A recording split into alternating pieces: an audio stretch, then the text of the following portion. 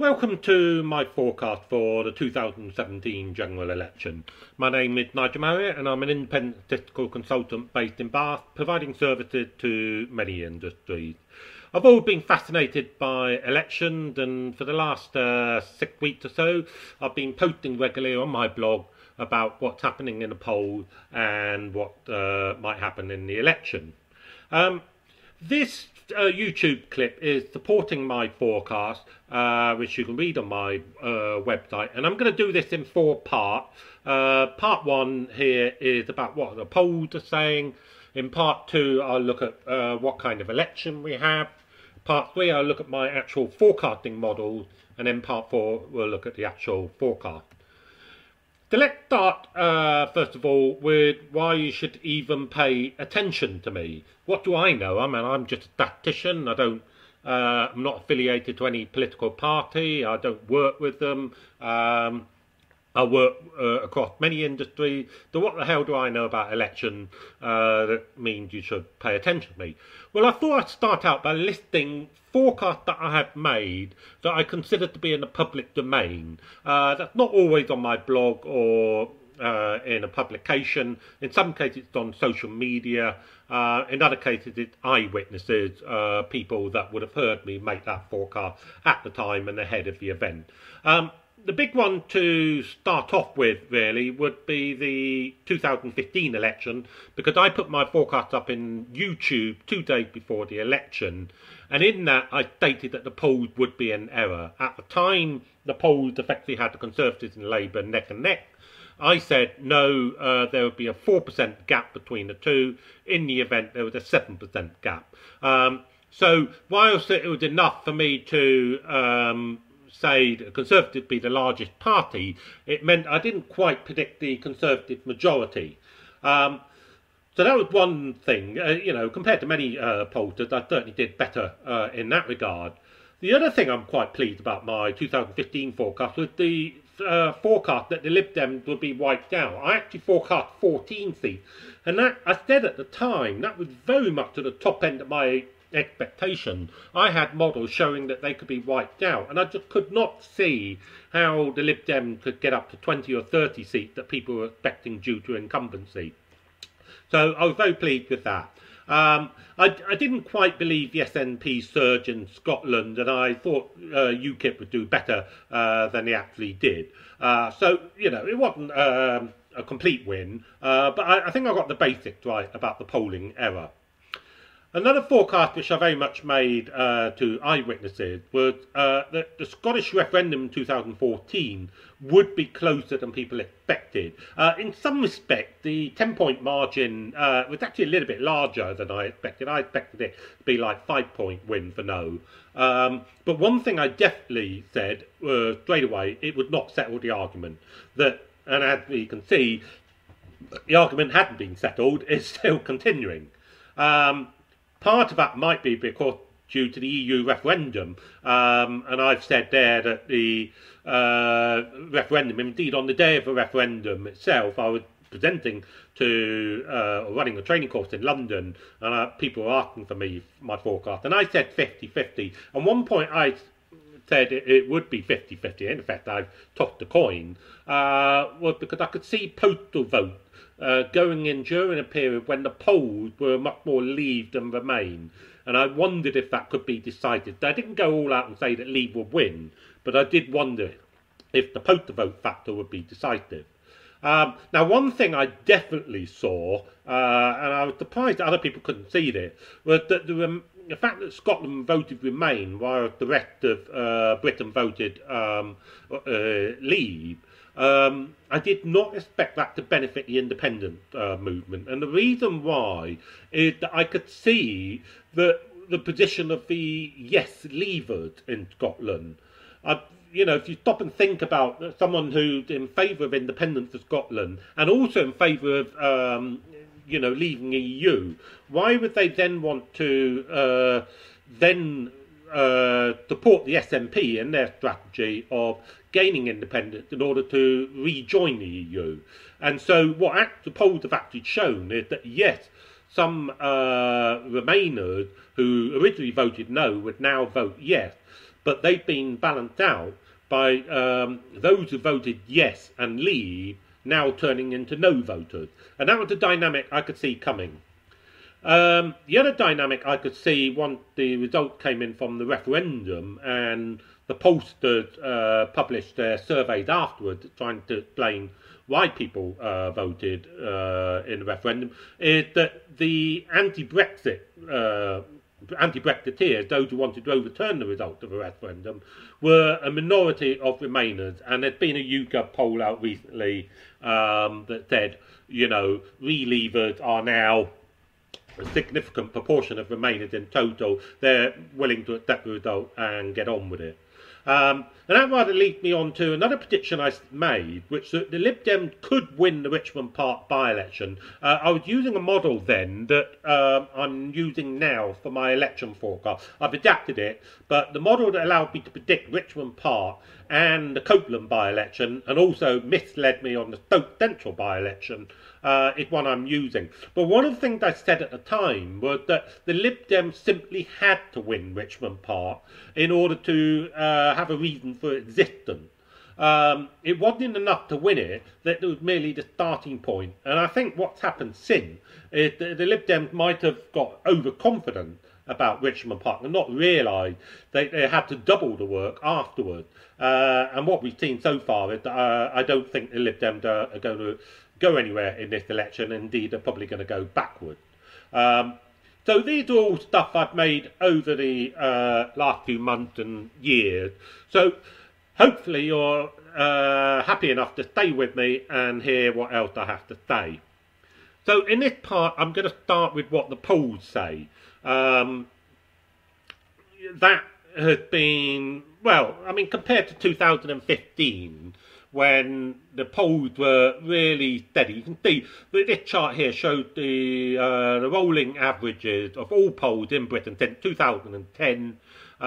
You can see in the lead up to the election here, the polls were essentially static, going nowhere, and then on polling day we had the polling error, which I part predicted there.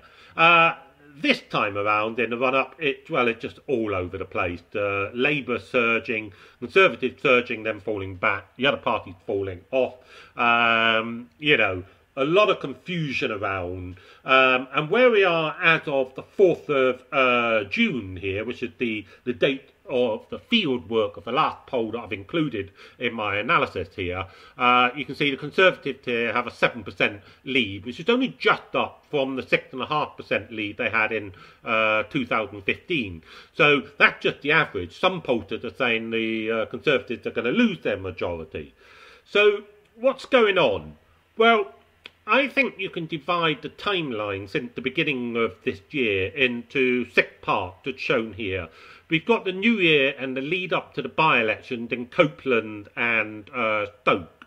And the outcome of that seemed to help the Conservatives to gain a bit more of their vote. The vote share went up about 40% to about 43%. And that's partly UKIP was probably disappointed at the Stoke result, starting to shift to the Conservatives. And a little bit of Labour votes as well, as you can see there. Then the election was called, and the Conservatives saw an immediate boost up to about 46%, mostly from UKIP supporters switching straight away. But Labour started to make a little bit of a recovery, and that took us up to the local election in the 4th of May. And they were pretty much in line with what analysts were predicting, though the polls seem to have been validated at that point there. We then had a couple of weeks whilst people started getting ready for the election. Parties decided whether or not they were standing candidates, and that completed with the publications of the manifestos, by which time the Conservatives were on 47% and Labour were on 30%. But the period after the manifesto seemed to cost the Conservatives about 3 points, taking them down to about 44%, and Labour had surged, taking vote from mostly from the Conservative, though a little bit from UKIP and the Greens as well. And we're now in this situation with a few days to go, where the lead, as you can see in this chart over here, has narrowed from what was a very comfortable 17-18% it's now down to 7%. And it's this 12-point surge in the Labour vote that had caught people by surprise. I think there's no question about that. And if you're a Conservative voter, you're probably thinking, oh God, have we blown it? And if you're a Labour voter, you start to think, can we, you know. So there's a lot at stake here in terms of the polls. Obviously, mind you though, what you need to be clear about is your prediction or reaction or emotion and everything will depend on which pollster you actually read. They're all over the place. You've got Salvation saying the Conservatives are only 1 point ahead. You've got the likes of ITM and Comrade saying they're about 12 points ahead. And it turns out that the polls can be split into two groups. And they're shown in this chart here. In one group, what I call out the modelers of turnout, are ITM, Comrade and TNS. They form one group. And the other group are what I'm calling self-reporters, are every other pollster. Now what they're doing here is trying to estimate turnout.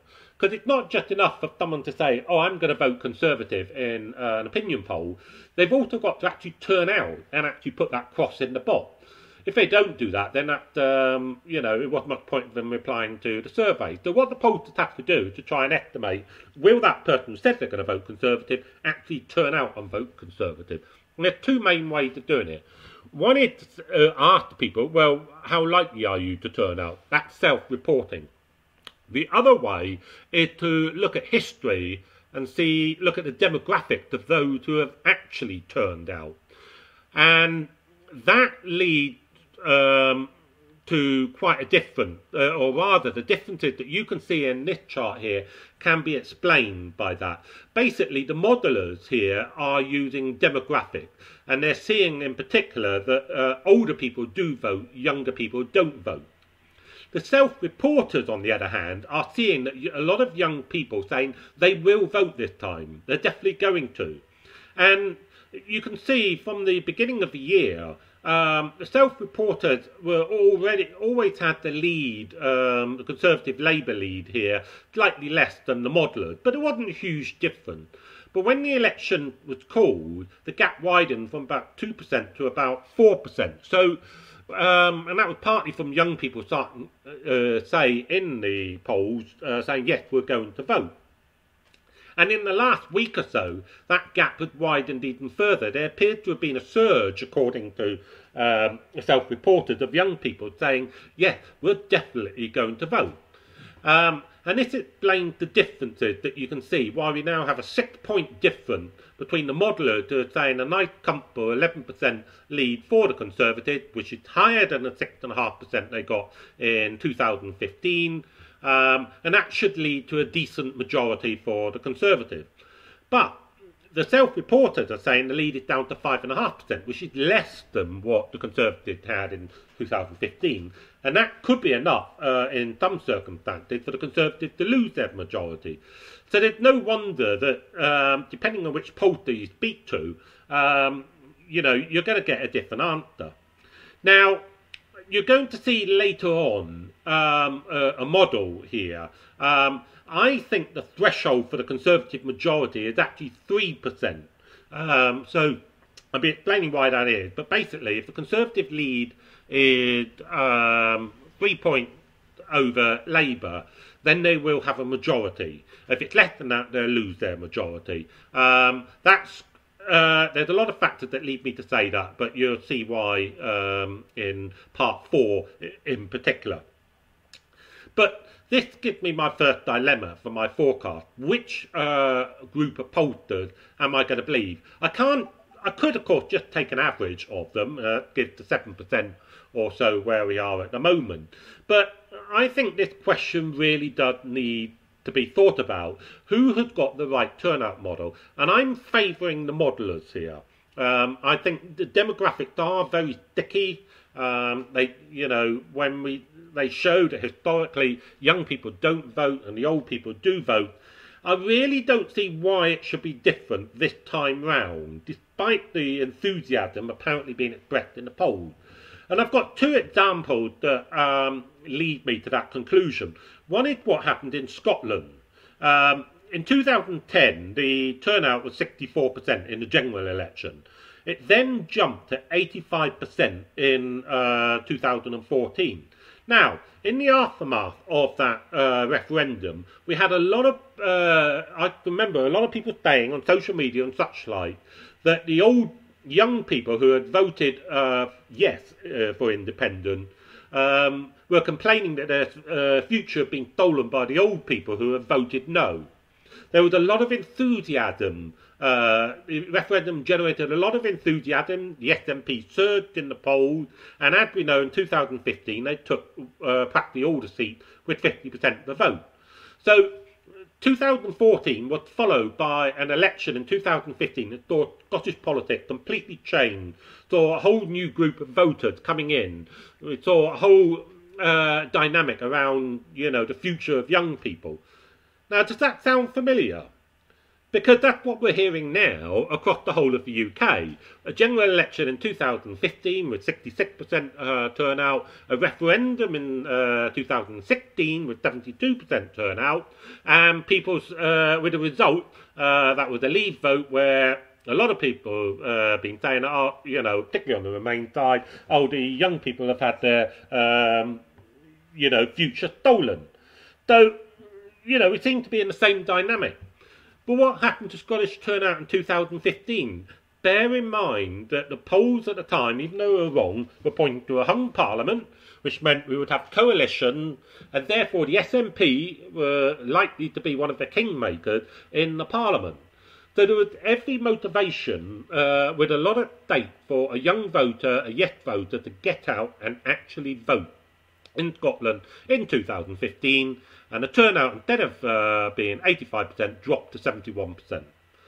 So 2/3 of the voters that turned out in extra voters that turned out in 2014 did not vote in 2015, despite all the issues that I've just laid out here.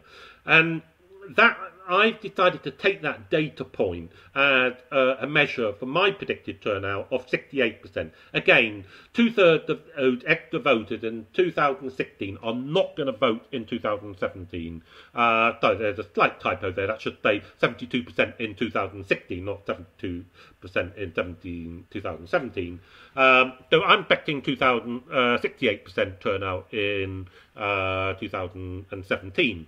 Now, it turns out I just realised what I just said there. It turns out, literally, the self-reporters, because they're effectively believing these young people to some extent, are implying a turnout level similar to the referendum. The modellers are basically saying, no, turnout will be similar to what it was in 2015. I've decided to give 2/3 weight to the modellers and 1/3 weight to the self-reporters. And so 11.5% lead for the modellers, 5.5% lead for the self-reporters, a 2/3 weighted average gives a Conservative lead of 9.5% over Labour, and that is the basis of my forecast. So,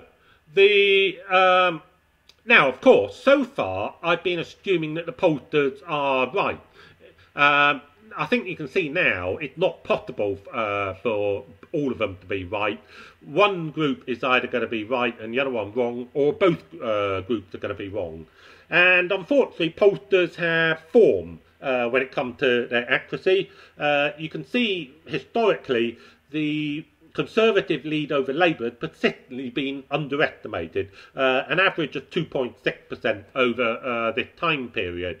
Well, I'm basically saying that where the polls are at 7% at the moment, and the average is 7% so far this last week, and I'm saying no, the lead is going to be 9.5%, not 7%. That's an implied error of 2.5%, entirely consistent with the history. I did that independently, but it's consistent with the history here. So I'm happy to stick with my forecast for 9.5% lead in the polls.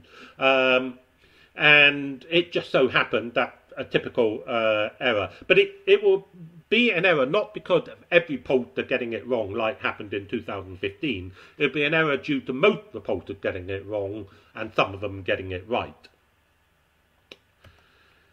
Now, taking the polls at the moment, this is all polls combined, one of the effects of this is the return of two-party politics.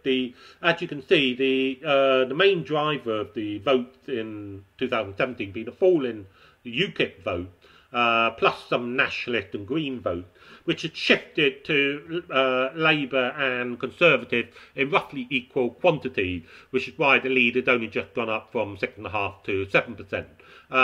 But the combined effect of it is that we would now have 81% of the population saying they're going to vote Conservative and Labour. And that'd be if that is correct, then we'll have the highest two-party vote since 1970. And that's a sign that this election is going to be different when, you know, for this last period from 1970 to 2015, we've had a three-party political system, four-party in Wales, Scotland, Northern Ireland, etc. But now it looks like, certainly in England, we are now returning to a two-party system. And that's going to have implications to answer the next question, which is what kind of election will 2017 be? I'll answer that question in part 2. So please join me for part 2.